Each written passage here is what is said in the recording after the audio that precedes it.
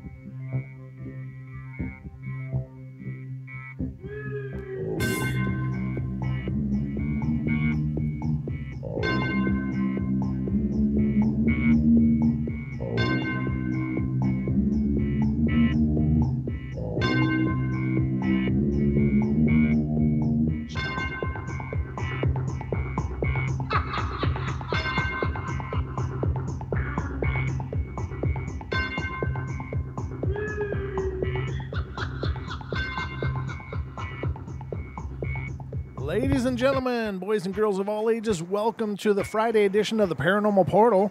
I'm your host, Brent Thomas, and we are all underway here. Hope you've had a great week, but it's the weekend now, so you've made it. It's over. You can now relax and make yourselves at home, because we got a bit of a journey tonight, but a great journey, I hope. But a special thanks to the Freaky Friday crew, as usual. Excellent job, guys, and it's, excuse me, no carbonated beverages before the show. It's always a pleasure to sit and listen to you guys as I'm prepping for the show. Great discussions. And I always find myself wanting to chime in like, oh, I want to say something. Oh, I want to say something, because it's just so much of stuff that I'm just passionate about, and just thought-provoking as hell. So nice job, guys. Always a pleasure, and it's an honor to follow you all. So here we are on Friday night. This is the Paranormal Portal, and the phone lines are open, ladies and gentlemen, always on the portal. Well, not always, but usually on the portal.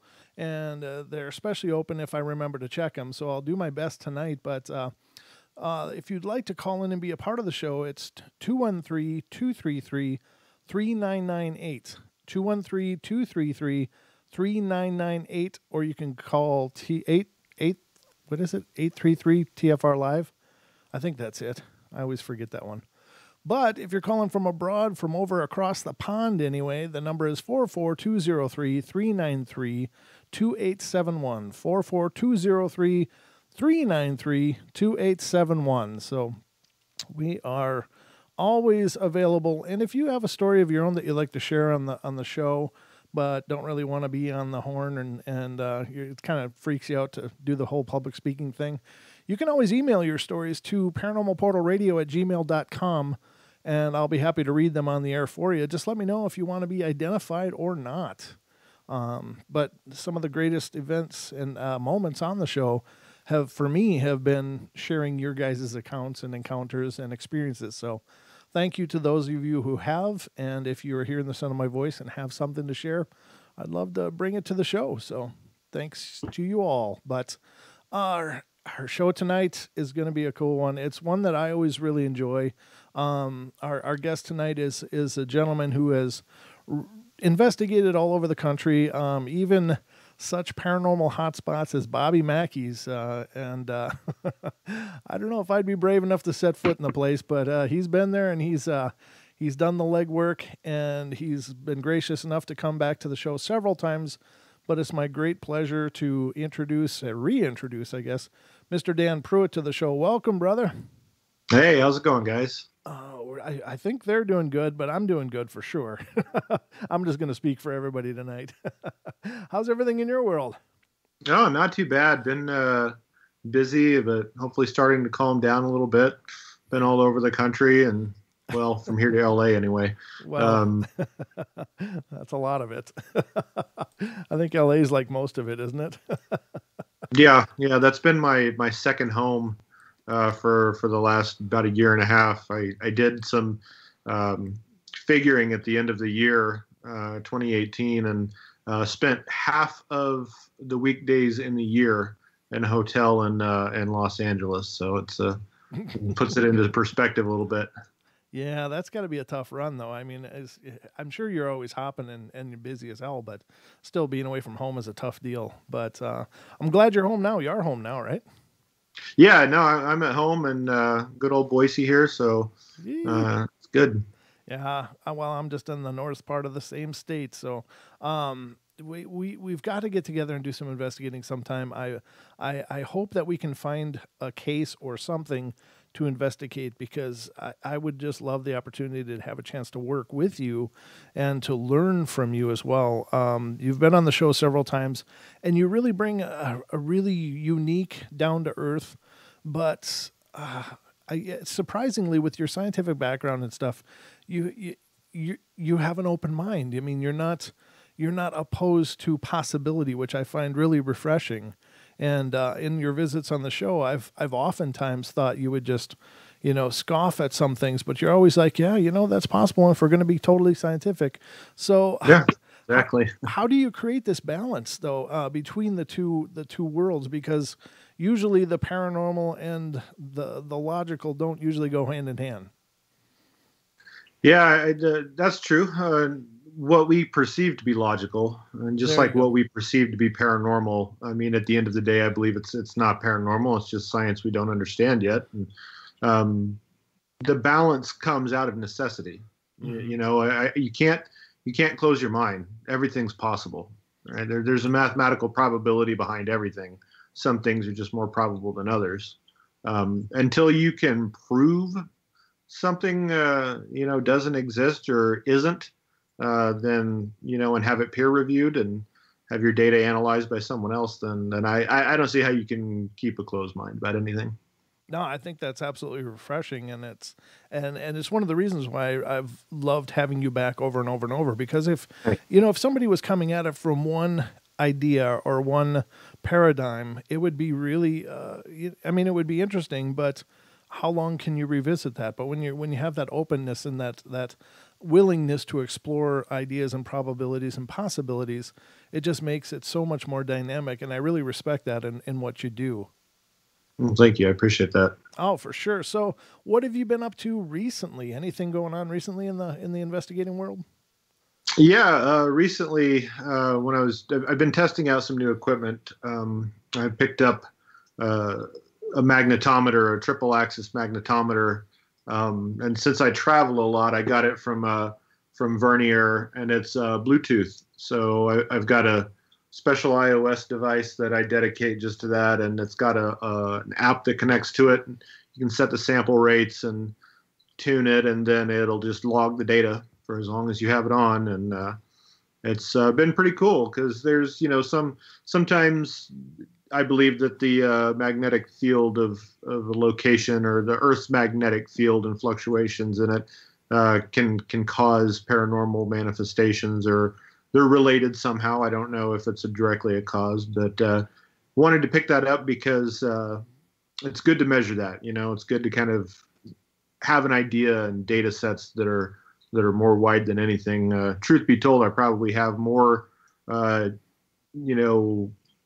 readings and graphed readings over time than I do audio or video in an investigation. So that's that's kind of a stark way to put it, but yeah, there's more data than there is anything else. So a magnetometer, for those of us out here who may not know what that means and how it would be used, you kind of explained it a little bit, but could you give us an explanation of how that's used in what you're doing? Right. A magnetometer is going to detect or, react to magnetic fields.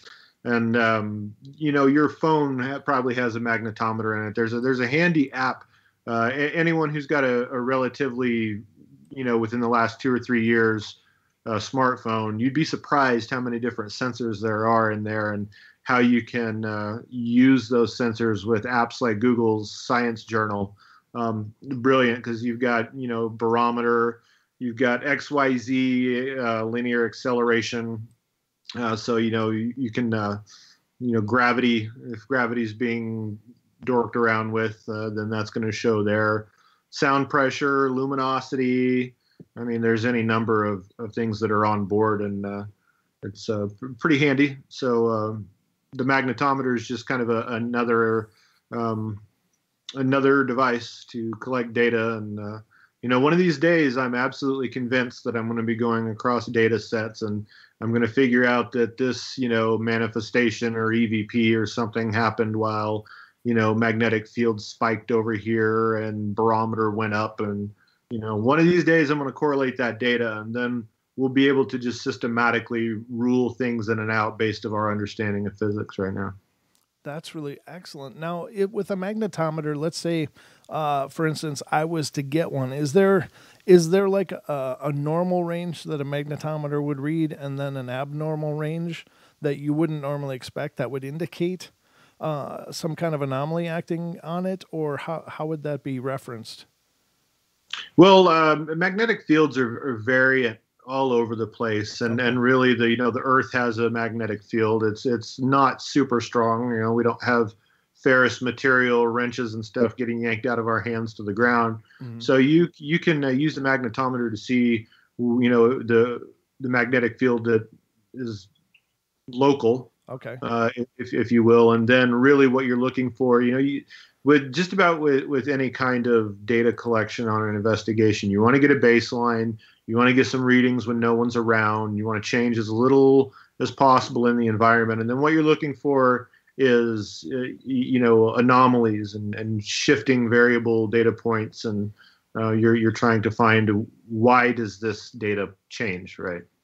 Right. Now that's really cool. And I think that's pretty powerful. And it's a great approach because, of course, there would have to be, when you're talking about spirits being, I guess we all assume that there's some kind of energetic force, sentient and all, but it makes sense that people looking for EM fields and stuff. I just learned recently that EM field is the correct way to saying that. EMF actually means electromotive force. So that's me. Good to know. EM field. I like that. Well, thanks. I sound smart when I say stuff like that, so it always helps when you host a show. But the EM fields, of course, do they relate with the magnetometer readings, or is that a completely separate kind of thing? Yeah, I mean, you're one's usually not going to affect the other, because the method of collection is different. And while everything's, the electromagnetic spectrum from the light we see to, the variable magnetic fields in the Earth, the two aren't necessarily going to be related. Oh, okay. So one wouldn't interfere with the other, or vice versa. Because under normal circumstances, I wouldn't expect it to. Okay, so if you saw a spike on both things, if you saw an EM field jump up, and then you also had the magnetometer spiking, that would definitely be a pretty good indicator that something abnormal is at work then, would you say? Yeah, absolutely. And, in addition to, logging the environment, you've got things like this is a sonic motion detector.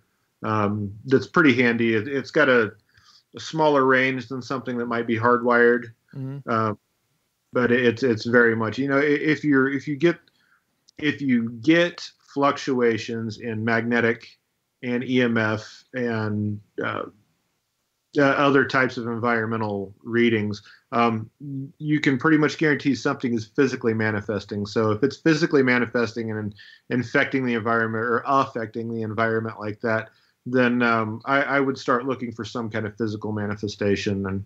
And to that point, temperature, barometer, the things that we know are a little more reactive when activity occurs. I would start looking to that. And, if you've got an EVP or a partial apparition on video to go with it, even better, right? Right. Yeah. Because they're all reinforcing data sets then, and the correlation is obvious. So, yeah, and that's really, really important. Now, I was going to ask you something about, oh, God, that's the way my head works. I was going to ask you something about EMF, but it slipped my mind. It's gone. Yeah. Now, have you ever noticed, I guess in your investigating, we oftentimes talk on the show about different kinds of beings. I mean, it's believed that there's not just us and them, that there's us and then those things, and I don't mean to sound disparaging or anything like that, but I'm just saying there are more, in my opinion, there's more than one type of spirit. There are like shadow people. There are the people who were once alive and deceased and have passed on.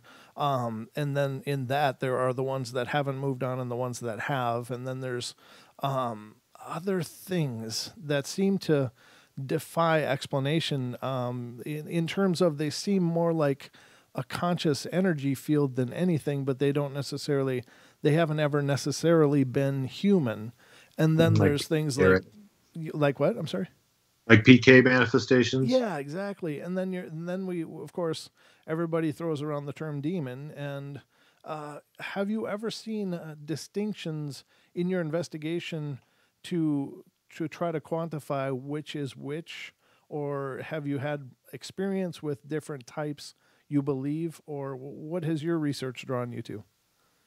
I've definitely had experiences with different types. Okay. I mean, from the what we perceive to be the ghost, so an individual's consciousness that has survived bodily death. Mm-hmm.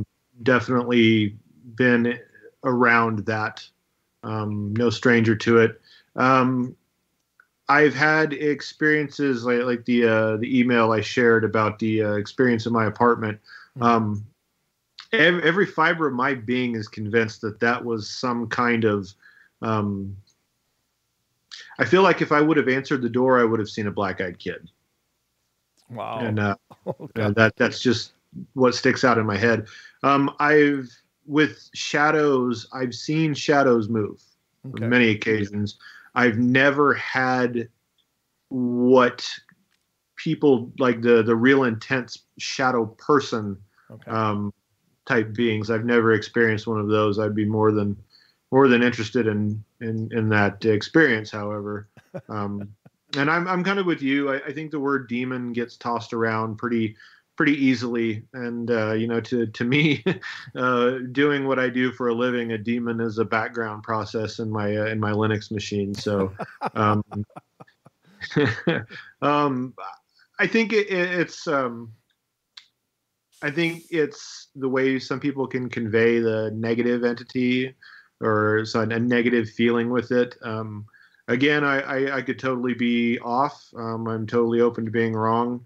But I don't think the demons in the biblical sense, they may be, they may be not. I haven't seen anything definitively that proves it. And have you ever investigated a demonic experience? I've like Mackies. You get various reports of people saying, there's 37 demons in the basement or something, and I've investigated where there's allegedly demonic activity, and every time, and I mean, as I'm not drawing a conclusion here, but every time I've come back with some decent paranormal activity, but I've never seen any really in your face, throw the chair across the room and throw someone against a wall, type of demonic activity. Right. Which is good. I don't know if anybody really wants to experience that, but it's out there. I mean, people talk about these things, and I don't know if, just for the sake of explanation, can you break down what you believe to be the difference between like just a negative haunting and a demonic encounter? Yeah, absolutely. A demonic encounter. I mean, the Catholic Church has their own protocol on what they would consider a demonic haunting to be. And then there's some things that are typically, related to be common across that. Sulfur smell, in the terms of possession, someone who is able to know something that they by other means can't know, mm-hmm. Speaking in foreign languages that they don't know, things like that.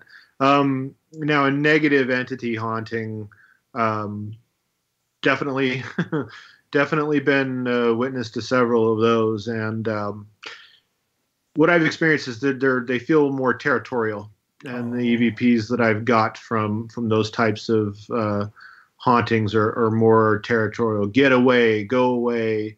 aggressive. And I can imagine 500 different reasons why that would be, but I go back to, if it's a ghost, someone's consciousness that survived bodily death, people that are a-holes in life are probably a-holes in death, Yeah, yeah.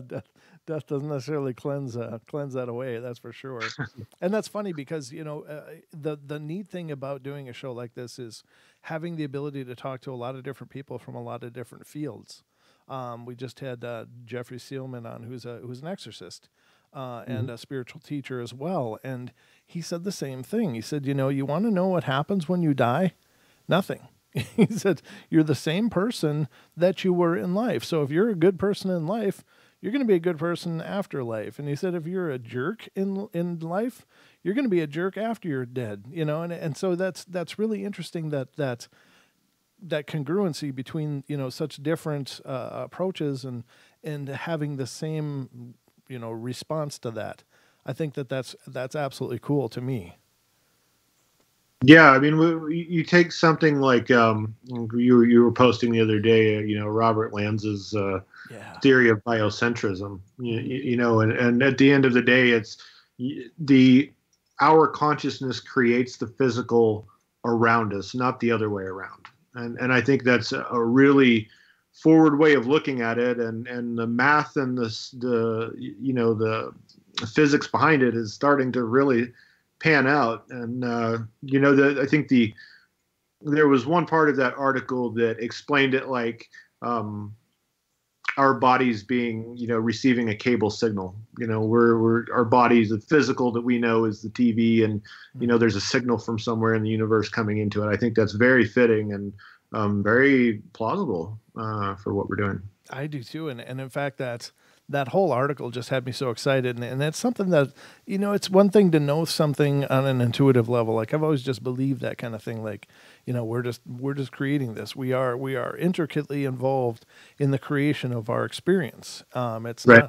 Not, it's both terrifying and empowering at the same time, because when we're at our low points and we're manifesting the low events in our lives for whatever reason, and whether it's for growth or development or whatever, we keep pounding ourselves, and it really seems really masochistic. But then on the other hand, it's like at any point in time we have the ability to change that. And now, up till now, that was just flowery therapy speech. It's like, oh, just change your views, think flowers and sunshine and everything's going to be great.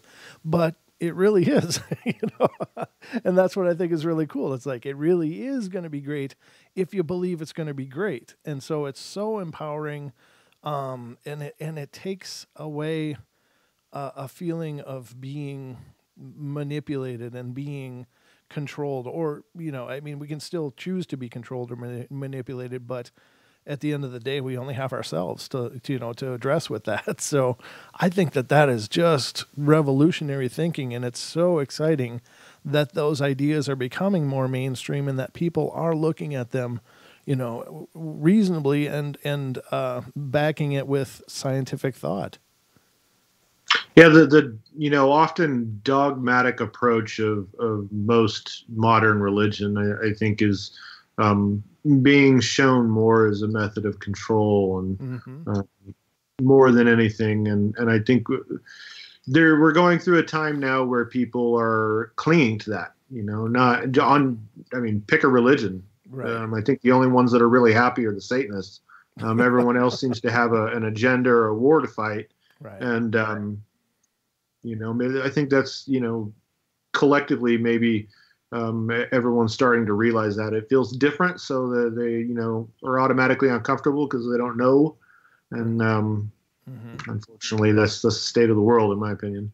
Yeah, it is, and it's a huge thought experiment at the very least. But I agree, and I think that as we move not that this is necessarily the discussion for tonight, but I think I always treat the show like it's a discussion. Wherever it goes, and it's a cool journey anyway.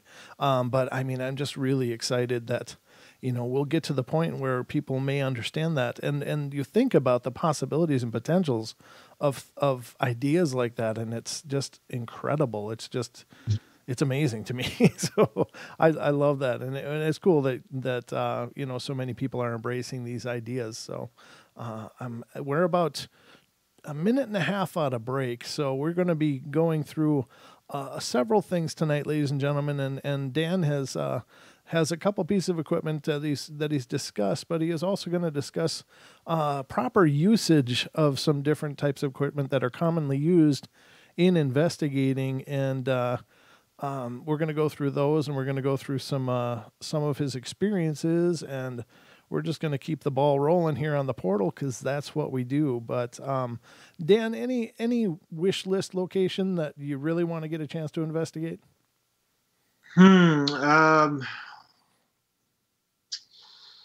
Wish list locations. Alcatraz Island definitely is one of them. Maybe the Ancient Ram Inn in England would be another, and Hinsdale House in New York, which that one I'm going to cross off my list sometime this year. Oh, congratulations! I'm going to make it happen. I don't have a plan, but I'm going to make it happen. Well, you're manifesting. See, that's cool. Live on the portal, ladies and gentlemen, we're demonstrating manifestation. Here it is. Here it is. Let's see how long it takes. You too can do this.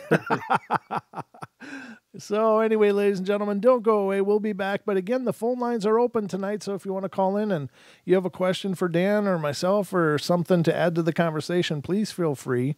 Again, the number is 213. What the hell's the number again? 213-233-3998. God, you'd think I'd have this memorized after 3 years, but nope. All right, ladies and gentlemen, we'll be right back. Don't go away. And we'll do more of the portal when we return.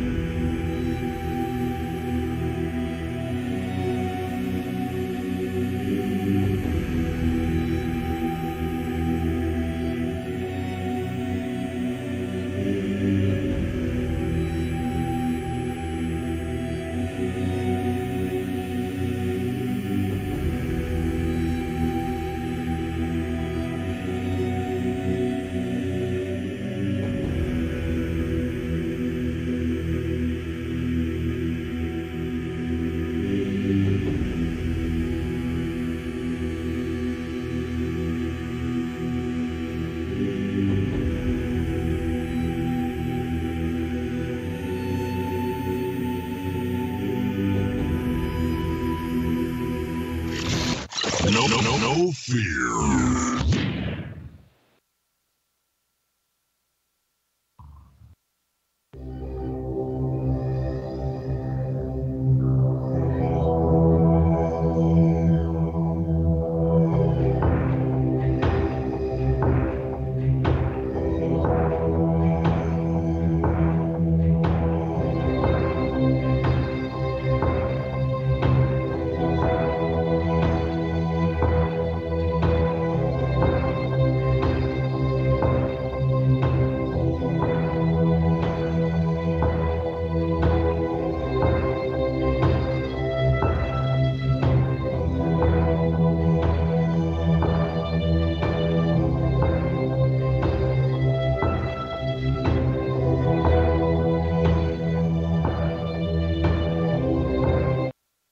And welcome back, everybody, to the second half hour of the show tonight.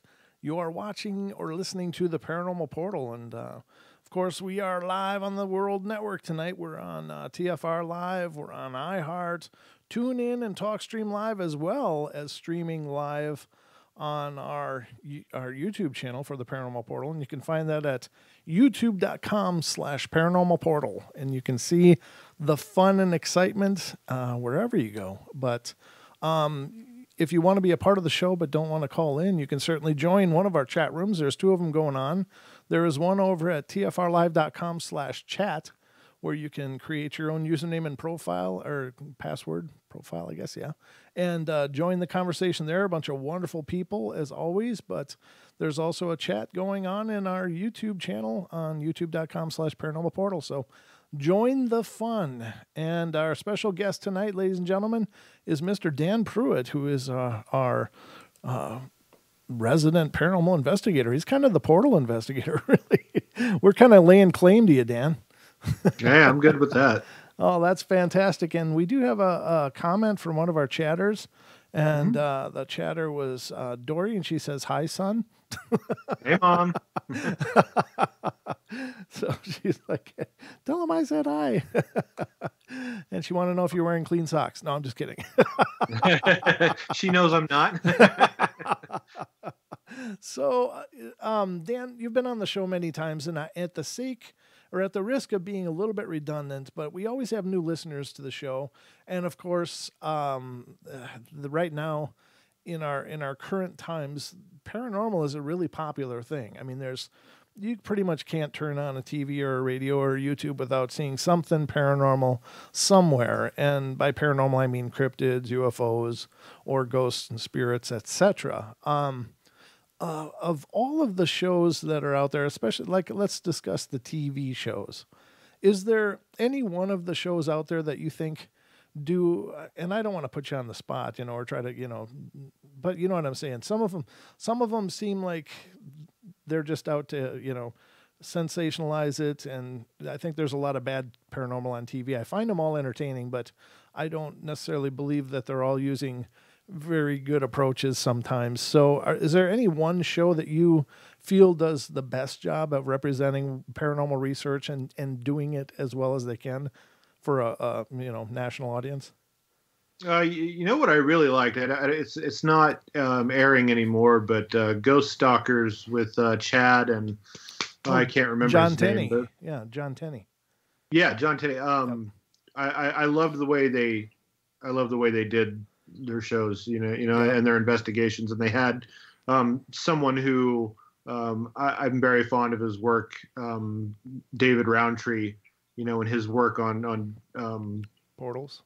On portals and trying to get hard evidence of that and what I would consider some pretty damn good evidence. Mm-hmm. I really like the way they put that together. You eliminate the group dynamic. You've got one person in there by themselves, and aside from Chad's screams once in a while, definitely are very. I think they were put together very well, very analytical, very data driven, and I get.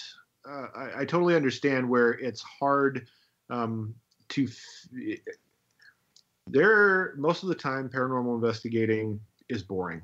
Yeah. You look through hours and hours of footage and listen to hours and hours of audio, in the hopes that you can find that 5 seconds that you can't explain. So I get where to draw an audience, right? Because the idea of these shows is to draw an audience for advertising, and there's a certain formula that television has followed for years and years and years, and I get where they need to have some entertainment factor to it. The creepy background music and creepy B-roll that flashes and one frame here and there. Yeah. I get where that's necessary, and that's part of their formula. And but at the same time, I understand to do paranormal investigating like I would and explain every experiment and every reason, and documenting every time somebody sneezes or coughs or breathes too loud. Right. I get where that would be boring for the average TV watcher. Yeah, and I'm sure. I mean, it's of course edited to look sensational, but you're right. It's an entertainment medium, and it's going to be put together in such a way as to make that. But you're right. That's another thing that drives me nuts about those shows. And I've thought about it many times. It's like, oh, be quiet, everybody listening. And then what do you hear? You hear the backing track. You hear the. And I'm like, wait, is that? No, never mind. And it's got you on the edge of your seat, and you're listening for something, and all you're hearing is that music. But we got a call right away here, so let's get to this call, shall we? You bet. All right, and this is area code 478. You are on the air. Hey guys, it's the Haxer. Hey Haxer, how you doing, brother? Hey. Oh, pretty good. But I was just looking at the title, "When the Darkness Calls," and kind of got me kind of scared. I didn't do that. Oh, I might. I never updated the title for tonight's show. Thanks for that. I apologize. That's my error. But what's going on tonight? Okay, well, I'm reluctant to tell you this story, but it directly states when the darkness calls and so forth. Okay. Okay, so with all reticence, I must say, I think half the chat room is going to hate me after this, or I'll probably be throwing eggs at for whatever I say, but I'm going to say it anyway. Okay. All right, so spanning back about, I'd say, 10 to about 15 years ago, I was having a real loss and conflict of spirituality. Okay. Disillusioned with the church and what was going on. And quite frankly, I decided to try out and discover nocturnal witchcraft. Oh, no, I don't think there's anything wrong with that. Well, no, and I didn't either. And I honestly just really checked it out and went hard at it and studied it and looked at any texts I could and looked up the Greek goddesses and so forth. And anyway, so no, I did lots of scholarly research and practiced and practiced and practiced and practiced, and then got kind of stuck because, no offense, you can say what you like and you can imagine that you moved clouds or something else ethereal, or you created a golem which didn't exist. But then I just kept pushing and pushing and pushing. And literally, when I finally got to anything that said that it could honestly create any magic in this world, I'm sorry, this is, all the Wiccans are going to scream at me and everybody else is going to say boo-hoo. But literally, I pushed the envelope and pushed and pushed and pushed until literally I said, well, how do I get something to be affected in this world? And finally, the answer was this. You had to talk and discuss this with Satan. Whoa, that is a little deep. Yeah. So, no, that was disturbing because honestly, everything else that you were saying and doing was really just, you were trying to do things. So I have for the guest, I know that a lot of Wiccans think that they're doing nothing bad, and I know that they're being ancillary in their practices, but is when the darkness calls. Well, and now I see the title is gone, so I don't know if it's exactly for your guest, but yeah, no, I just felt at that time seduced into the darkness. But anyway, when I did get to that final result, probably 2 years later, I had just basically fallen out of that and went back to the church. Okay. But anyway, I can listen in. All right. Go ahead. Okay. And what are your thoughts on that, Dan?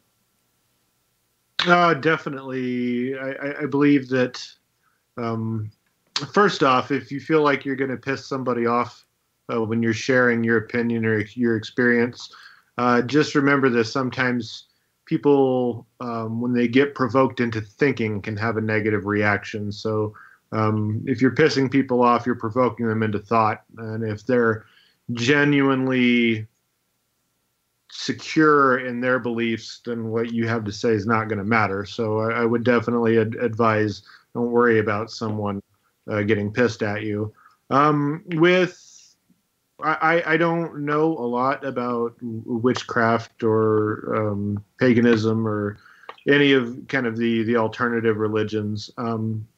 What I can say with quite a bit of certainty is I think intention and the percentage of our brain that we don't use are a really powerful combination. So, can someone make the clouds move with their mind? Can they, in ritual summon or create some kind of entity? Yeah, absolutely. I think maybe with the belief in their religion, they're a little more empowered than they would be if they didn't have it. And at the root of it, it's their intention and their mental capacity that's doing it. So again, Brent, you know my approach. It's definitely plausible. It's definitely there's a certain amount of probability to it, and I would remain open to it. And what I would really love to do is to find someone who practices one of those religions, or I don't want to be derogatory. I don't know what really to call it, but I would be very interested in investigating their rituals and setting up equipment and seeing what we could find. Right. No, and you're right, though. Intention is 95% of everything that they're saying. But like I said, I literally tried. I looked up any type of spell, ritual, practiced, did all that, and literally tried to push the envelope to see if I could even make plants grow better or anything tangible. Mm-hmm. And literally when I would just keep questioning and questioning and questioning and questioning, my final questions turned to, basically, here's your next ritual. Go take a lamb out to a tree, tie it to the tree, and offer it up as a sacrifice to Satan as you cut its throat.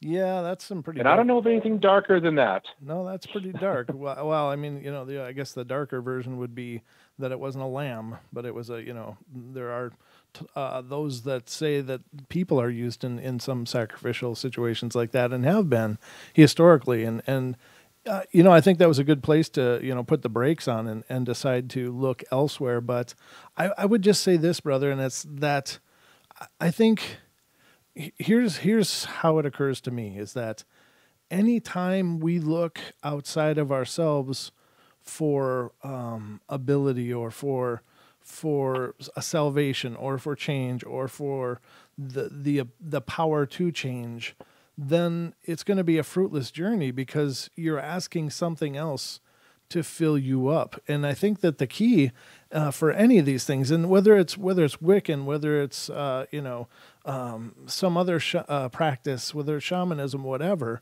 the core of it is always going to be the person doing it and their belief in what they're doing. And I think Dan's hitting it right on the head. It's just we can't ever be fulfilled by something outside of us. We can only be fulfilled within us and then pour that out. And so ritualistic practices are just practices, and it's just words, it's just motions, it's just objects until it's tied with the belief and the ability of the person. And they aren't necessary. I mean, whether some people will disagree with me, and that's fine, but my opinion is that there doesn't have to be, you got to take 5 steps this way and then do a circle and 5 jumping jacks, 2 push-ups, and throw an apple over a tree limb, and and then recite these words. I mean, those are just modifiers to try to aim intention, and sometimes they're symbolic, sometimes they're kinesthetic in that they get you moving or doing certain motions.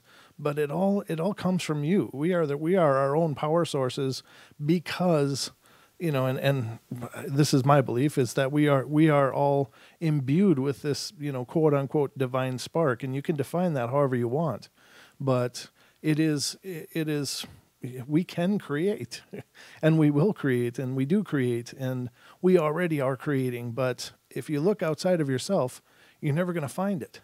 And it's always going to be these fruitless ventures. And maybe some people can go that way and find some other being or energy that can fill them with the energy to do this stuff. But then it's twisted and malignant and ugly. But when we come to those abilities in ourselves and learn how to tap into our truth and our consciousness, then they will become real, and it'll be us doing it. So just my thoughts on it for whatever it's worth.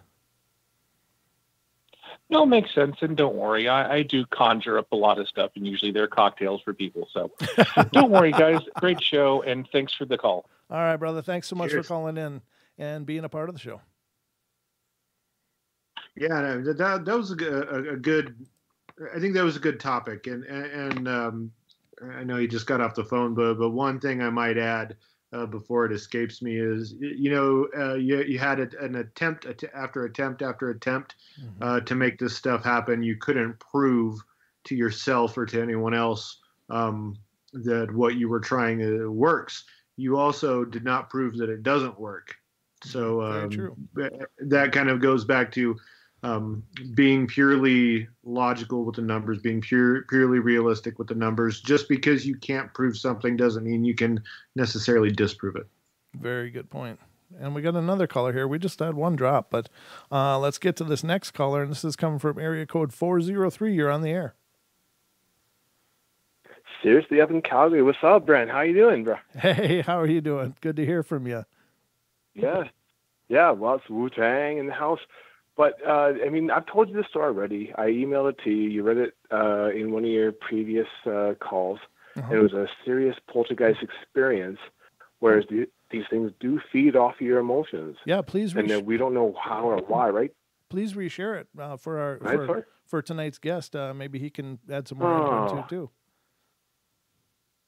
I don't know if I can't reshare the whole story. Oh, just the highlights. Damn. No, because it was crazy. It was. Because, right, okay, I was a young kid, right? I was in the house. I'll try to make it as short as possible. Go to my uncle, the old fisherman storyteller, who says, yeah, we got ghosts here. But the point of the matter is here, the house, and this goes back to like the Freaky Friday show that we were doing already earlier, whereas Joe Joseph was talking about how, the poltergeist, there's no rhyme or reason to it, right? It's you just can't explain the way these things happen. Right. But it does feed back off of emotion.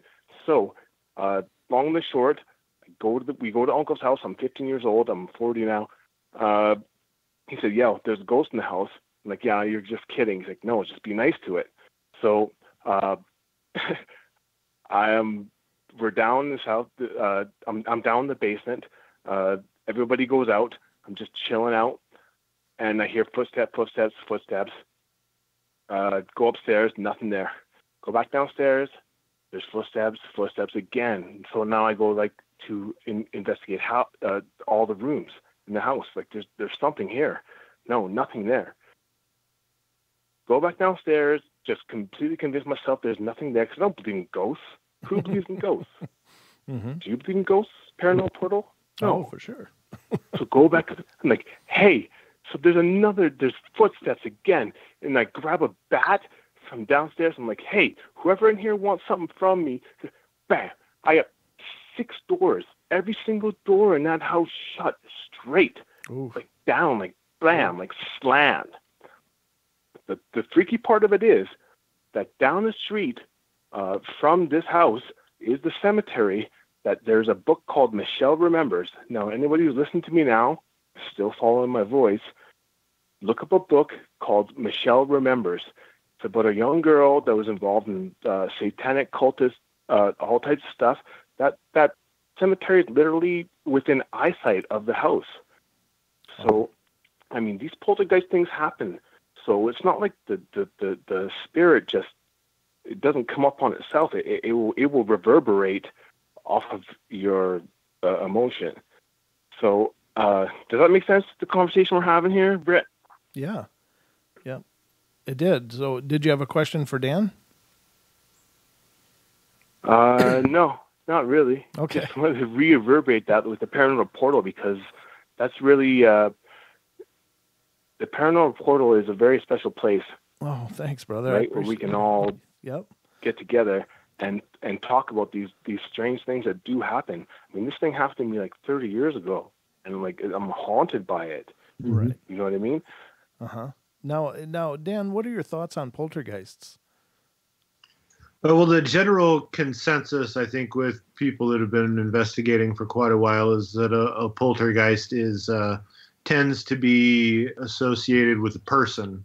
And the word comes from the German of noisy ghost, and so the more the activity that's reported with poltergeist is usually way more intense than what's reported as just footsteps and I'm to that point, footsteps are very common.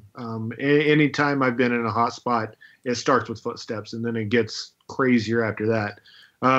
But poltergeist can be, like I said, the general consensus is that it's tied to a person.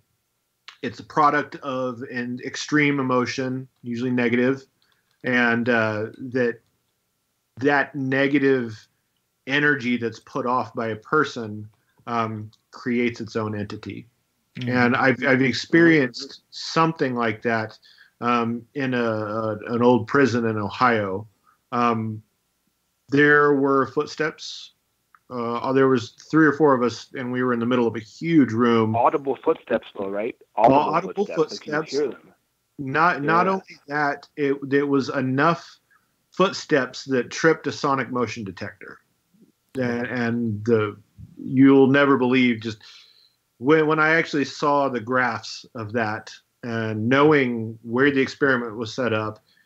Cameras and video can prove there was nobody over there. To get that kind of result was really intense. But when it started changing, it wasn't just footsteps. The room that we were in pitch black with just infrared light, and the room got darker. I heard it. That was upstairs. Yeah, the room got darker. Sorry, but to add to this, and exactly what you're saying, right? You're in an empty prison, right? You're in some kind of empty prison where there's nobody there. I knew for a fact where I was in my house, or not my house, my uncle's house. There was nobody there, and the warning factor that went ahead of it was like I might not have articulated this in the first place. When we first all got there, because I was 15 at the time, we all went there just to go to visit Uncle. He's like, "Hey, some things are going to just move from time to time." And I was like, "Yeah, you're just kidding. You're just Uncle." He's like, "No, things are going to be moved. Things are going to move." And he's like, "Just be nice to it." I was like, you're just Uncle. You're foolish. So the whole family went out to the mall, and I'm not one for the mall. And first, I'm not, at 15 years old, you don't want to be seen with your family at the mall. So I just stayed at home, right? So I'm downstairs, and I'm like, footsteps. I'm like, no, nobody's here. Go upstairs. No, nobody's there. Come back downstairs. Footsteps. Audible. Clunk, clunk, clunk. Like they're like cement feet on the stairs upstairs. And like, no, I can't. There's nobody here. So I go upstairs, and then again, footsteps. And then I get mad, like, because I'm like, right? I'm like, what? Am I, coming under my teens? I'm like, I'm not playing with anybody. I'm ready to I'm not going to be soft about it. And holy smokes, all these doors slammed in my face like instantaneously. It was like insane. And I ran upstairs, and my family to this day would tell you that what is P-Dog doing standing he's out on the driveway when everybody comes home from the mall. I'm like, because there's crazy stuff just happened in there. And my uncle said, I told you, be nice to it. So what happened in yours? You said the room got dark, Dan, and then what happened? The room got darker and darker, and then it. No, there was no dark. There was no dark at all. It was the middle of the afternoon. No, I'm talking to 2 in the afternoon. I'm talking to Dan. I'm talking to Dan right now because he was sharing his experience as well. Sorry. No, you're fine. Go ahead, Dan. Yeah, the room we were in got darker, and it got darker, and it got darker. Luckily, we were running a luminosity sensor, so the data backed it up. Wow. It did get darker in a pitch black room, and then more footsteps, and I think everyone had the same experience. There was something there, and it sucked every last bit of light and energy out of the room. And I've been doing this for a few years. You feel it right in the middle of your chest, eh? Yeah. So it's in your gut, in your chest. It always comes from the center. And absolutely convinced that it wasn't a person. It wasn't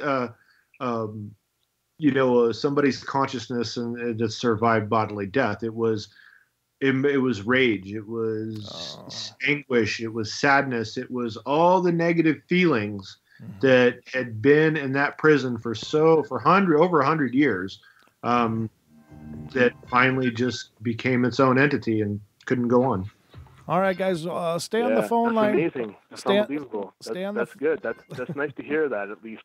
Okay, we're going to go take a break, everybody. We'll be right back, so don't go away. We'll be back for the next hour of the Portal in just a couple minutes. Thanks, guys. All right, see you. Regulation is becoming an ever-growing problem in today's modern media. From the mainstream...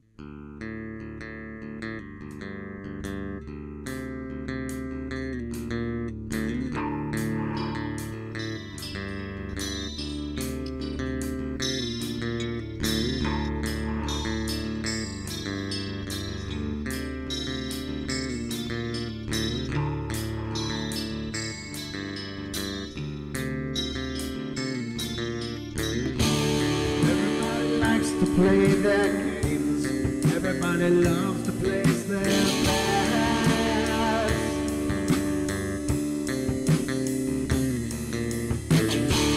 They don't understand the price I paid. They don't care to comprehend.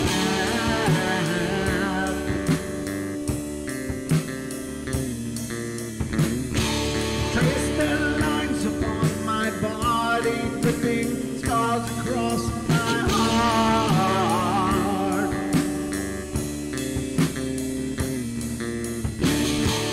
Raging anger pours inside me as their lies keep falling apart.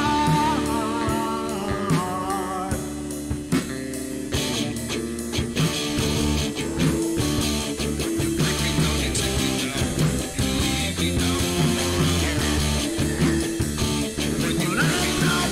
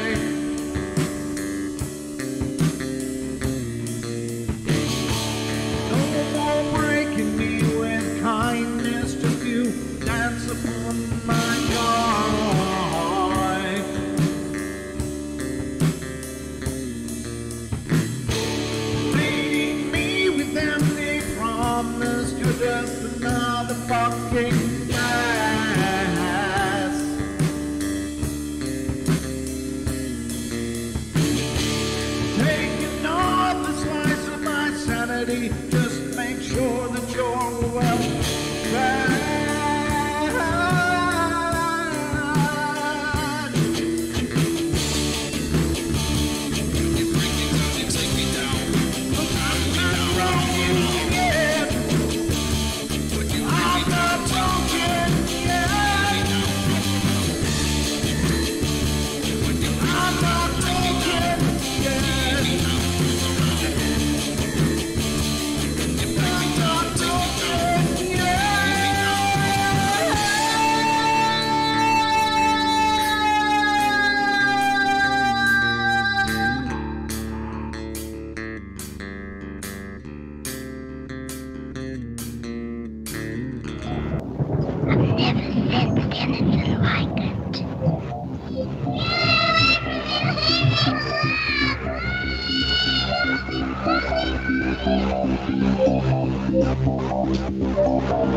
Caroline is not like those she's with.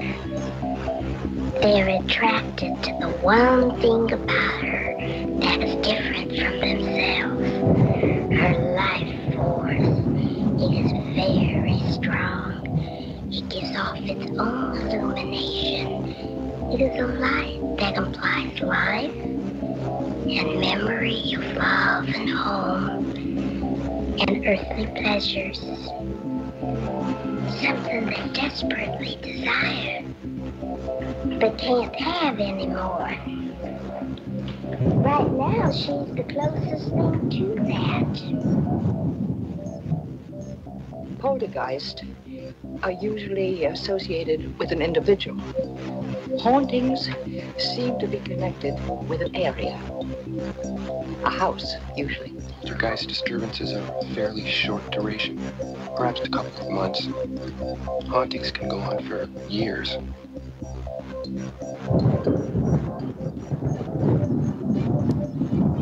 Ladies and gentlemen, welcome back to the Paranormal Portal second hour tonight on this Friday evening. We are live and unscripted and just winging it as usual, but having a hell of a time, a great discussion, and it's always an epic journey. And I love it when you guys call in and participate because it just brings a whole new level and dynamic to the show. So please keep the calls coming. 213-233-3998. Again, 213-233-3998 or 833-TFR Live. We'll also get you there. But I did hear that we have a caller that's trying to get through to us from the UK, but for some reason the UK access number isn't working. I am sorry. I don't know what's wrong with that. I've sent the message, but I don't know if we'll see any resolution on it on tonight's show. But if we do, I'll be sure to let you guys know. So again, I do apologize. I didn't realize that wasn't functional, or maybe there's just some issue with it. So. But again, we are joined tonight by Mr. Dan Pruett, who is a paranormal investigator, researcher, and just an all-around darn nice guy. So welcome back. Thanks. Oh, shucks. Did you say shucks? No, thanks for that. It's good to be here. You're welcome. It's great to have you here. Thanks for coming back, and it's always a pleasure. Now, another thing that came up in that last call, which I think is pretty good to address. And so there's two terms in that, in my mind, get extraordinarily overused in the paranormal fields. One is demon, and we've kind of covered that that gets thrown at anything angry. It's automatically a demon. The other one is poltergeist. If anything happens physically at all, people are using the term poltergeist because, and I think what people mean that any kind of physical manifestation or manipulation is what they're referring to. But again, you kind of went into that a little bit. But do you notice that as well? I mean, is that just me, or do you hear people using the term poltergeist like that? Yeah, I hear people using if there's any kind of, like you said, physical phenomenon, well, then it must be a poltergeist. Mm-hmm. Yeah, possible. Yeah, right. It's possible that it's a poltergeist. Generally, the amount of energy that it would take to create that physical activity, I think you have to kind of take it with a a sliding scale almost. Okay. There are just some things that are reported with poltergeist type hauntings that I don't believe the typical conscious spirit has the power to do. You know, the slamming of 6 doors at one time. I don't, from my experience, it's difficult for entities to even get out electronic voice phenomenon. You know, they right.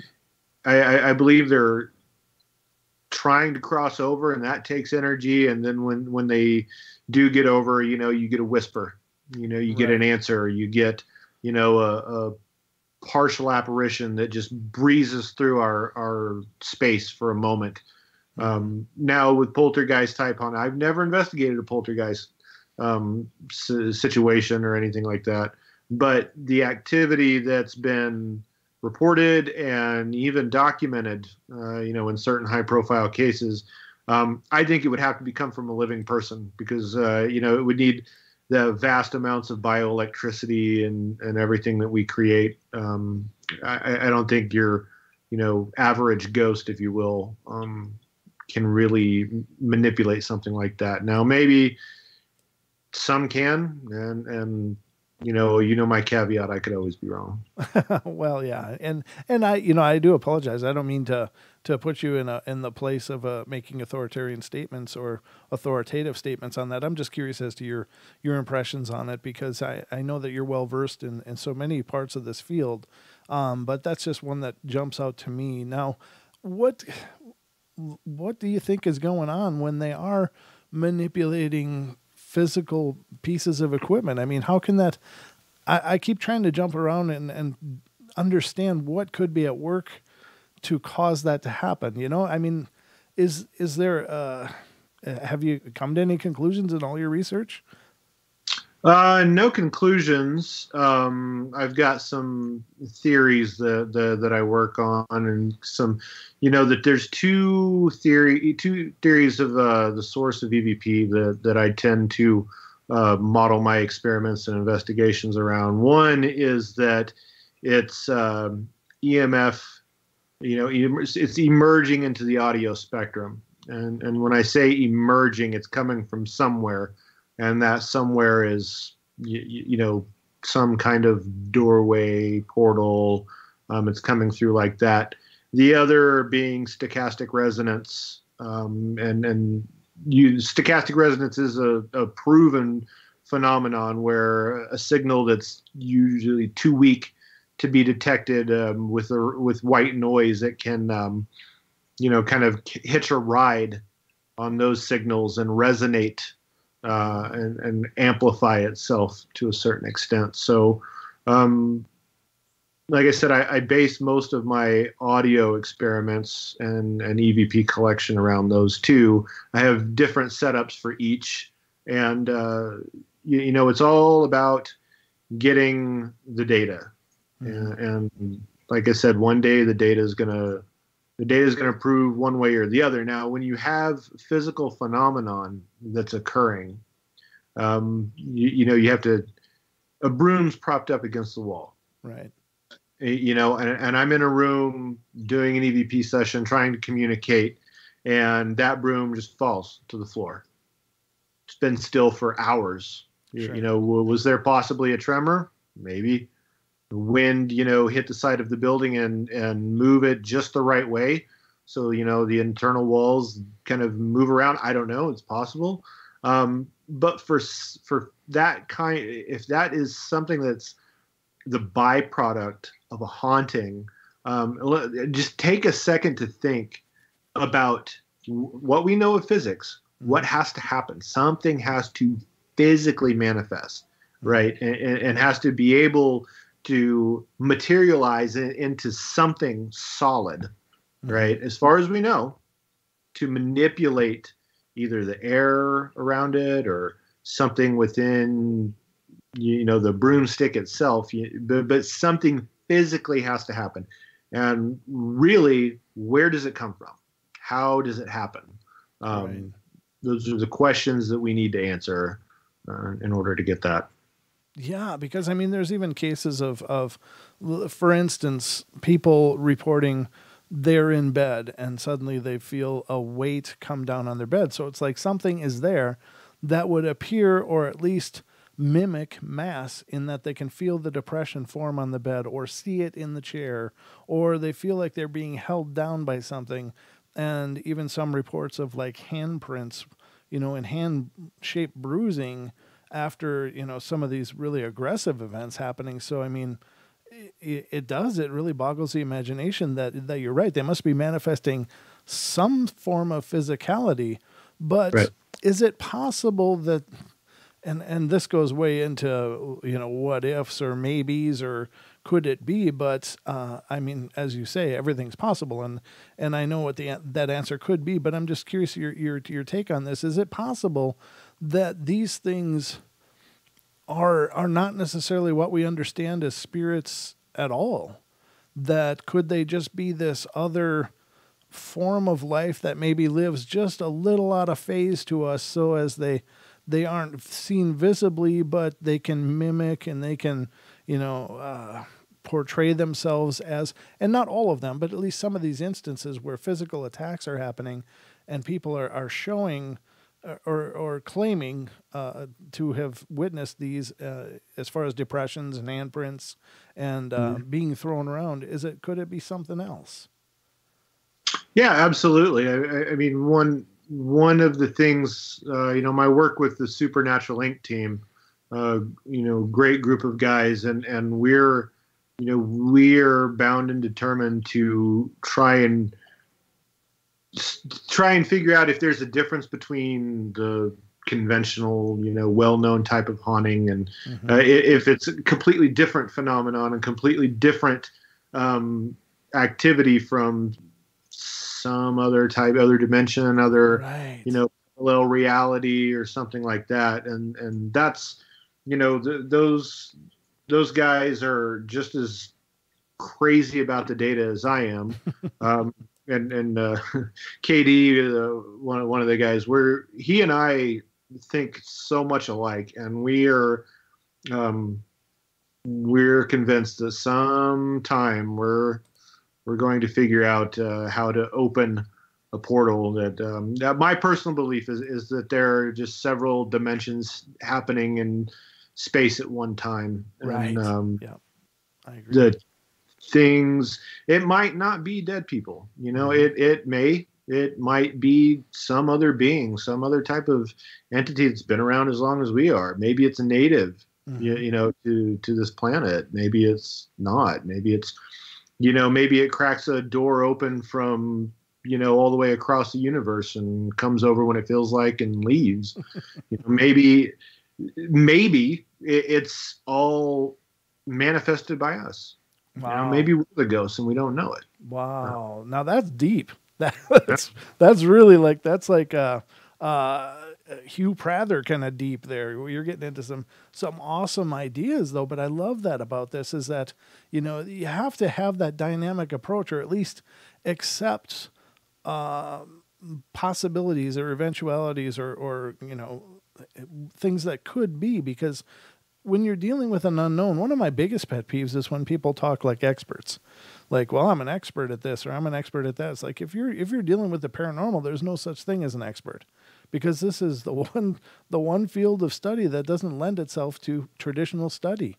You can't lab test this stuff. You can't have empirical evidence and repeatable results and all those things that people so desperately want, because we can never have lab conditions. This stuff happens where it happens, when it happens, why it happens, and we're just these maybe unintentional observers or whatever, and sometimes we're just in the right place at the right time to catch lightning in the bottle, So I love that you guys are thinking that way, because that to me is really exciting. And I think when I think a lot about this stuff, obviously, because I'm doing it 7 days a week. And, but I mean, there's just got to be a whole host of things going on and a whole host of dynamic events that are happening that we just haven't figured out how to observe yet.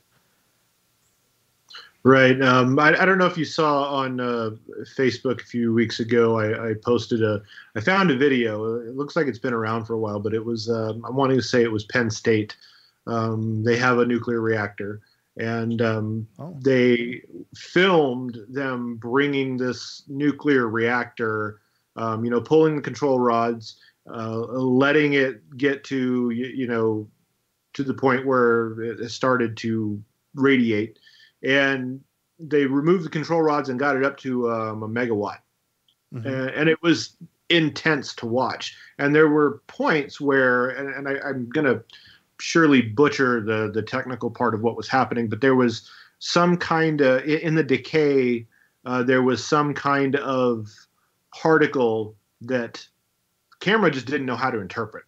Oh, wow. The camera's looking through 15 feet of water, and these particles are, breaking into what we, can see in the electromagnetic spectrum, but the camera couldn't interpret it, so it was just static. It was just static on the camera, just here and there, like crackles of it. Oh. And that to me was probably the coolest part. And like KD from Supernatural Inc., he and I were saying, that's portal making power there. So right, we're big fans of that, and that's why we tote around Geiger counters now. I've been carrying a Geiger counter around on investigations for probably about 2 years now. Mm-hmm. And with the hopes that one day something's going to happen, that thing's going to go off right about the time some, pretty intense activity takes place. And then, I'm going to go back to the plausible things based on our known physics, and I'm going to be able to cross, 4 or 5 things off. Okay, it's not that. Wow. Let's adjust our experiment and figure out what it is. That's really cool. And have you noticed any valid fluctuation on that yet? On the Geiger counter? Nothing yet? Okay. So, but you're thinking, as I recall, that should be an indicator if a portal were opening, that would be like, what was it, X-rays, or what were you saying? Gamma. There should be a small burst of gamma radiation now. If it's a small enough amount that the frequency of my data collection doesn't catch it and it decays too fast to stick around, definitely a possibility. But yeah, like I said, if it happens, and go right. Mark some stuff. Right. Now I know we've had Brooks Agnew on the show a few times as well, and he's a wonderfully brilliant man, and it's just, if you ever get a chance, any of you guys out there listening as well, check out the episodes that have had Brooks Agnew on them, because he is a scientist and he's an entrepreneur scientist, he's a chemist, he's about a whole bunch of things, and he's incredibly interested in the paranormal as well, which is really I think just amazing. But he was talking about going to a lab in Washington, and it was this, and I forget what they were doing. It was some kind of light experiments there that they had this really long tube, and they were measuring the particles and stuff, and I'm butchering the hell out of this explanation too, but he mentions it on the show. And it was on the first show and the second show that he appeared on. He mentioned it both times. But he said that he was talking to the professor there about what they were seeing, because there was these weird little glitchy things. And Brooks asked him, like, what's going on here? And he said, well, near as we can figure, that's a particle entering in from another dimension and then exiting out again. Right. It's like, oh, really? But it was like such a matter-of-fact thing, like, oh yeah, that's just from our neighbors. It's like a piece of toast flew in the window or something. Just nonchalant. And to me, that is just such revolutionary information, because if particles can pass through dimensionals and gateways, then what else can, and what else does, and how does it happen? So this kind of thought is not unheard of, ladies and gentlemen. There's a lot of scientists that are observing these kind of events, but usually on a much more microcosmic scale, but it is occurring. So very exciting stuff. Now, Dan, you were going to go through with us tonight, and I want to make sure we get to it, but there's about 7 minutes before the break, and I don't know if this is enough time to do it in this section or if you want to do it in the next section, but you were going to go over EVPs and proper recording techniques and things like that to get the best results possible. Do you think you got enough time in 7 minutes, or do you want to wait till the next half hour? Might want to come back after the break, because that's one I can take up a lot of time with. I'm happy though to talk about one of these guys, and I think anyone who's getting into paranormal investigation, this is like, comes in a paranormal box of cereal. I think everyone has one of these laying around. The good old K2. Unfortunately, a car driving down the road, with a funky spark plug can set one of these things off. If you do happen to use a K2, and you can't really be too scientific with the numbers, right? I mean, that's pretty vague scale there. And for those it's a pretty simple chip. It's a single axis, so there's no, there's not directional. If it's reacting to something, you could turn it this way, and it might stop. But it's instant gratification, right? I see the lights jump. Oh God, there's something happening. If you're just ghost hunting and you're looking to get a scare, and you're willing to admit to yourself that that's what you want, feel free to take one of these on an investigation. If you're trying to document and prove, and you're trying to be an investigator, I don't think one of these actually gets in your toolkit. That's just my opinion. Okay, so what is a better example of EM detector? The Mel meter is going to be a better example. Unfortunately, these are becoming a little more obsolete to the newer models that have proximity and better temperature and barometer and data logging. Anything that a lot of old standard pieces of equipment. I'm getting to the point where I replace with something that actually logs the data. But the Mel meter is going to be, it's a multi-axis type of design, and it's going to be way more dependable, and it's going to give you a reading, in milligauss, a readout as long as it's calibrated. Whereas this is just going to give you a light. Oh, okay. Now another question with EM fields, and this is something that initially I didn't know about, but I've since heard there's quite a distinction of it. But there is apparently a distinction between natural EM fields and man-made EM fields, and there are meters that should filter out the man-made. Is that correct? There are, yeah. The natural EMF, that's a piece of equipment that even though it's getting some years on it, since the initial design and release, with very few revisions because it doesn't need them. It's a solid piece of equipment. If you're getting into paranormal investigating, and I wouldn't make a natural EMF meter your first. Okay. But definitely, if you want to get to the bottom of it, and that's still analog-ish.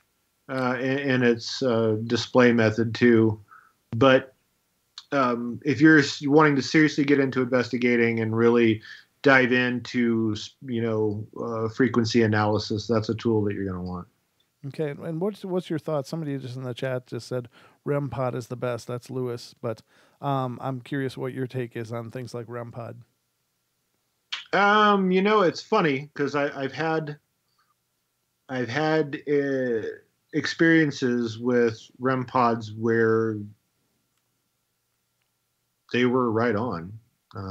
There were things going on, and the REM pod was going off, and I absolutely believe it. There's other times I've seen somebody get a text message. They didn't.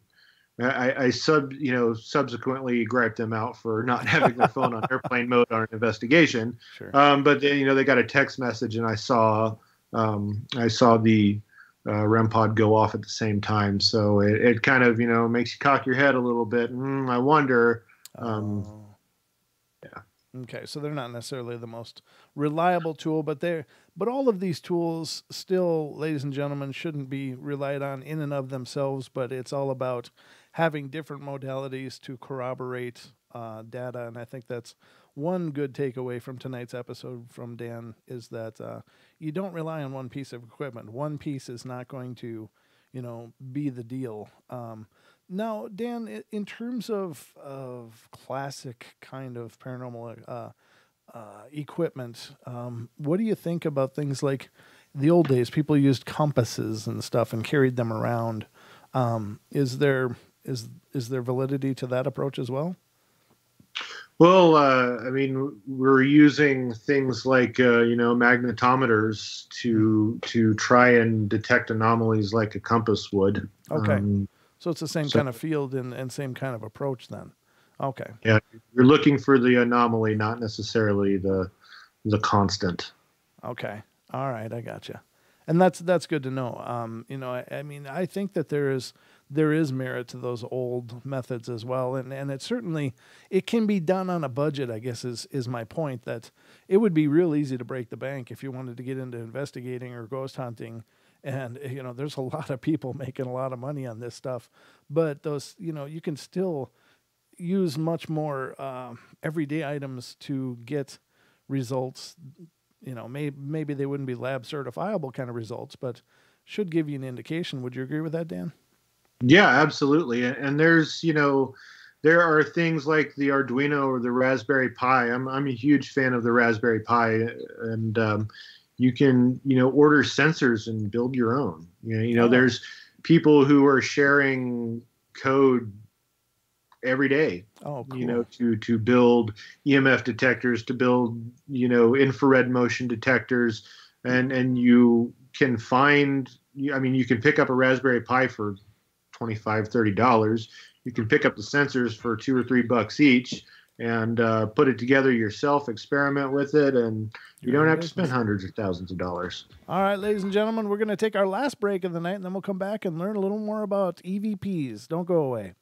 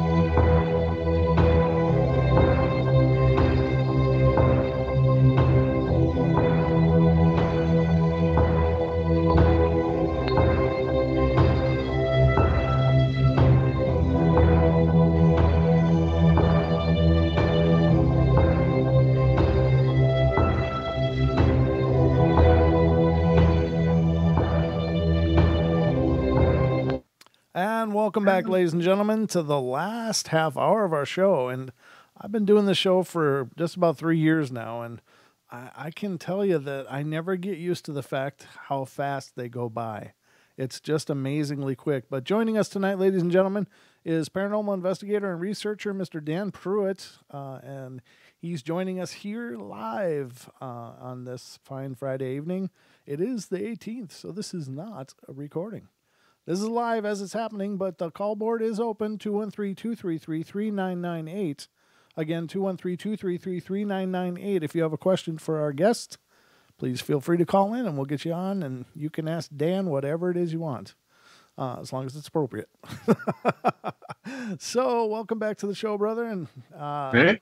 I'm really excited for this next part because I don't claim to be an investigator or researcher. I'm just an enthusiast, but I love learning proper technique. Because as we discussed a little bit before, I mean, there's a lot of shows out there doing paranormal, but I think there's a lot of shows out there doing paranormal badly and not really correctly identifying and relating the proper use and technique to get really good results. So, what do you got for us tonight, brother? So EVP, that's what I tell people is that's our bread and butter. I've had more activity come through with EVP than I've had anything else. And it gets to the point when I'm doing a lot of investigating back to back to back, I tend to get more results. When I have these stints where I'm, kind of out of it for a few weeks and it takes some time and some concentration to get them talking again, or to get myself open enough for them to talk. But in order to get great EVPs, you can't just go out and buy the $2,000 20-year-old Panasonic DR60 because Zach Bagans says it gets EVPs every time. You want to, you can get a recorder from everything from your phone. There's a voice recorder on there that you can play back. You can send the files. One of the important things, if you're going to get into EVP research, is removable storage. You can pick up a very basic voice recorder that's got built-in memory, but without a series of analog type connections, you're not going to get that off of there to do any meaningful analysis. And when I say meaningful analysis, I mean looking at the audio in something like Audacity, especially in a spectral view. Audacity is amazing, and most of the times with Audacity, if you're looking at a spectrographic view of the audio, if you get what you're pretty sure is an EVP, you're probably going to see it too. Now that adds a whole other layer of excitement to it. But not to get too far ahead of myself, the first thing you have to do is collect good EVP, or you have to conduct your sessions in a manner that you're not going to contaminate. You're not going to have your gain turned up so far that you ruin the audio, or you don't use a windscreen when it makes sense. So those are things you have to pay attention to. My personal favorite is the Zoom H1. It's got the dual XY microphones. It has a great field of audio pickup. Very few creature features. So it's kind of dark in here, so my video's not the best. But you've got some features that, few things that I like to kind of talk about. When it comes to the recording format, WAV versus MP3. An MP3 is a kind of a stripped down, compressed type of file, and you're not getting, there's less ones than zeros, right? Remember all these files that we're collecting, They're all ones and zeros at the core. And if you want better analysis, you have to have more data. So my recommendation, if you have the ability, if you have a voice recorder that's capable, record in the WAV format, because that's going to be the fattest file and the most data to analyze. There are other features like the low cut, where it will automatically cut off, low frequencies that are, not usually conducive to good audio, as we would, use a voice recorder for dictation or something like that. All of those features that have control or manipulate the audio stream as it's digitized, I would turn those off. Okay.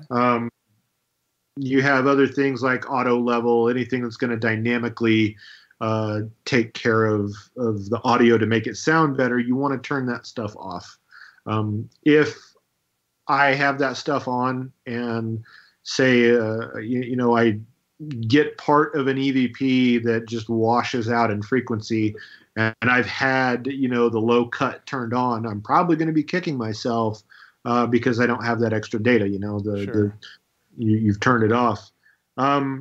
Pay attention to your input levels if you have that kind of control. You don't want to be causing a bunch of noise. You want to hear, but you don't want to ruin your audio, or kill somebody, kill your own ear when you're trying to analyze it. So pay attention to your levels. Go about 10% less than the highest. And if you're, there's a level graph, especially on this Zoom one, there's a level, and it'll tell you if you're too loud. If you start, there's a light that will flash if the audio is starting to distort. So pay attention to that kind of stuff. Set the date and time. If you're using a digital voice recorder, set the date and time. Make sure it's set every time before you collect EVP. When you're done, get the files off, create them in duplicate, pull the files off, save them somewhere, and then make backups and save those. At some point that will save your butt. And then before you use that SD card or whatever the storage mechanism is again, wipe it, format it, clear out every last piece of data before you use it again.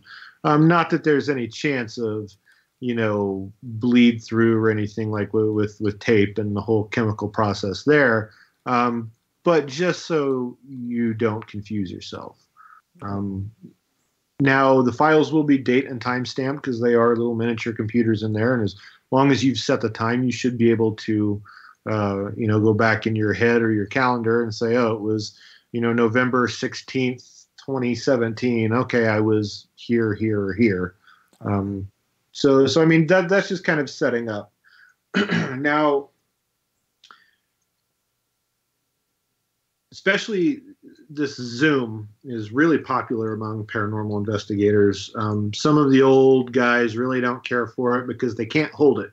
If they hold it, it makes too much noise, and the best thing you can do is set it out in the middle of the room very carefully, turn it on, and keep your hands off of it. Because I've even picked up heartbeat out of out of my pulse. I've picked up my pulse.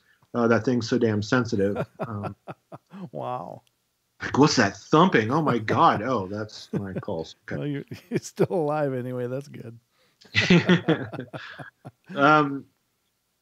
Don't put your voice recorder, treat them like you would any other, piece of electronic equipment. These are your tools. If you're an investigator, you're getting into paranormal investigating, take care of it. Don't let the mic screens get dirty.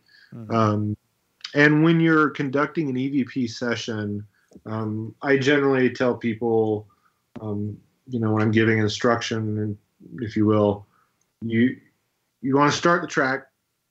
Before you say anything, just let the natural ambient noise of the location just go through, complete silence. Another good way of getting that same effect is set up all your equipment, including your voice recorders, in the environment, turn them on, and walk away. Nobody in the building, nobody in the room. Turn them on, go out, have a cup of coffee before your investigation, so you get some baselines. And that will really come in handy, having that baseline background noise or the ambient audio that's naturally in the environment. You can use features in Audacity to pull that out. If it's a noisy background, there's a constant electrical hum, there's something else going on. If you really want to get into EVP analysis, Audacity will help you cut some of that noise out. There's times where you'll get an EVP that's under some white noise, and you don't want to hear that. So if you have a good enough sampling, a good solid 10, 15 seconds of just that ambient noise, then the software can go in most of the time and pull that out and allow you to hear the voice a little more clearly. So make sure you get some just dry run ambient noise data. Once you actually commence the EVP session, it's important to note the date, the time. If you can get the time down to the second from your phone that should be in airplane mode, that's good, because most cell phones they use a something called NTP, Network Time Protocol, and it's all computers use it to stay in sync or within a few seconds of each other. So make sure you get as accurate as you can, because if you're counting down the seconds, it's 11:59 and 36, 37, 38, then you can use that, because you can roll forward or backward, and from that point, you know exactly what time it is. And there's been times I've had to use that to know where people were, on a bigger investigation, a multi-room building. The voice recorder not only becomes a tool for EVP, it becomes a tool for tracking investigators too. Now, if you're doing things properly, you should know where everyone is at all times, and that should be well documented.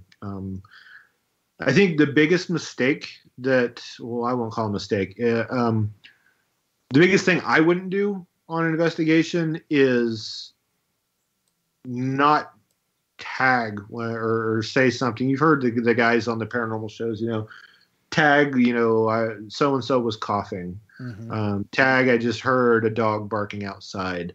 And then if you're working with a team, you'll get to the point where everybody's noises, little idiosyncratic things that they do. Sure. And that's important to note. So yeah, when you start, document the date, document the time, document the weather conditions, the temperature, the barometer, as much as you can. Just get it documented. Hopefully your data logging it too, so you can correlate it. And then I think everyone that's participating in the session, I like for them to introduce themselves, not only for the paranormal part of it. If you're speaking to an entity, like we were saying earlier, some people are a-holes in life. That means they're probably going to be a-holes in death. I feel like I'm a pretty nice guy in life, so I wouldn't want to treat anyone that's in death any different. Right. So, be respectful, have your intent, and have everyone introduce themselves, so that it's documented. Right. If 10 minutes into the recording, I hear a voice and it's somebody talking or whispering and they don't document it, how much time am I going to spend analyzing that EVP only to find it a false positive? So right. Be mindful of that kind of thing. Something else I really like to document at the start of an EVP session or any type of audio or video, is sidereal time. Sidereal time is, so if our, 24-hour clock is based on the Earth's position to the sun, then sidereal time is the Earth's position in the universe or the known universe. So There's some people who believe that there's a hot spot around 1300 sidereal time, that's when most activity occurs. I haven't necessarily found that to be true. I haven't found it not to be true either. So you can get applications for your phone that will tell you what sidereal time it is.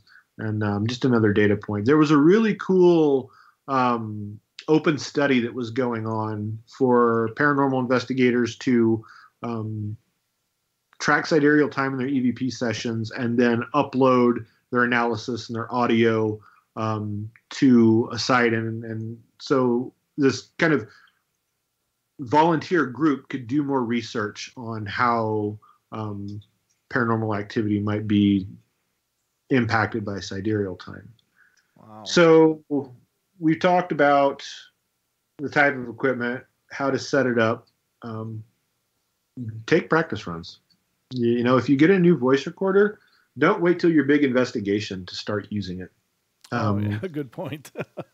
Go out somewhere else, know what all the buttons do. And I believe, when I was a kid, back in my day, when you got a car, your dad taught you or someone taught you how to change the air filter, how to change the oil, how to, fix a flat tire, how to check the treads on the tire. All this stuff that we used to do that doesn't seem to be very popular anymore led to a better understanding of the machine, of the car, and you had a little more respect for it. I believe the very same thing applies to paranormal investigation equipment. Learn. I think it's important, and I'm a little bit of a geek, but learn what kind of microphones these are, how they work, how do they convert, acoustical energy into electrical energy. Learn the difference between condenser mics and dynamic mics, and they're the different EMF mics or transducers or things that you're going to use. Learn a little bit about it, and then with just a base knowledge of that, you'll be far more effective as an investigator, and you'll be more likely to discover legit electronic voice phenomenon if you've done these things. Now you're not going to get it right the first time. Right. If you don't walk away from an investigation or even an EVP session, if you don't walk away from an EVP session knowing what you want to do different next time, then you're not paying enough attention. Okay. Because like you were saying earlier, Brent, there's no such thing as a professional, right? There are people that have been doing this a long time. There are also people I don't understand that are maybe 38, 39 years old, but somehow they have nearly 30 years of experience investigating. I don't know how that works. Maybe it's the first time they watched Ghostbusters, their first investigation or something. Yeah. But yeah, if you don't walk away and, if you're going over the audio and you're like, I should have tagged that, I should have known, or, I want to go through and set the mic up in a different place next time. Should always be trying to get better. Mm-hmm. Yeah. Now, let me ask you, and I think this is a pretty common mistake, but I think a lot of people when they're doing EVPs, they don't leave enough room. I think they think that it's just going to be a conversation like, hey, what's your name? Pete. Oh, okay. This is who I am. Why are you still here? Et cetera, et cetera. So I think that another good thing to think about is leaving room, because that voice has to be manifest. It has to be, there's an energetic process for it to happen, and certainly it's not instantaneous. But we got a call here, so let's get to this. I saw this person called once before and dropped off, so let's get to this one. Area code 484, you're on the air. Hello? I can't really hear you. Are you there? I'm there. Something's wrong with this. Can you hear me? Yeah, now I can hear you. Wow, man, this is my phone is really cheap, and I'm having problems with it. I apologize. No, it's okay. It's just really bassy. It's really deep and not much treble. So I know, it's really messed up. I've been having a lot of problems, but I'm going to be very clear and slow, okay? Okay, very good. I wanted to ask him, we were on a site that had an Indian burial ground. As children, we were there. It was behind the courthouse. All of us, all 5 of us, heard Indians. We didn't see them, but they chased us out of this tiny, tiny park. Wow. Now, how can you record something when no one else? Okay, another for instance. Our Catholic Church at the time did an exorcism in a very conservative church. There was a lot of paranormal activity on that same street I was just talking about. Okay. And the girl, TT, came to my house. I was asleep. I was awoken by, I saw through my head an old man in a cape with a young, disgusting boy, old boy. And they were laughing and calling my name. I saw them through my ear. So I woke up. TT got up. And all of a sudden, there was like someone took garbage can lids, banged them together up and down the street. It would fade in and fade out. We go out, and it's like 3 in the morning. Wow. And nothing, no one woke. I mean, it was loud. No one else heard it. What do you think of that? So the instances where you hear something and somebody else doesn't, I think there's a couple of possibilities. One, well, some of them together as a group, but other, like the neighbors didn't hear this outrageous banging. Okay. So and we were in a group. Okay. When we were behind the courthouse, we all heard it, and we all ran out of there on this little park on an Indian burial ground. Right. So I think it's possible to record that. I mean, something about record that. How can you record that? Is that what you're asking? Yes, and what your opinion is of those situations. Okay. We got about 3 minutes left, so let's see what Dan has to say. Yeah. So, as far as how to record that, there's really no way to record it without having something recording. Now, whether you strap a voice recorder to a backpack strap and turn it on and just let it go until it fills an SD card up. You have to be able to capture it first.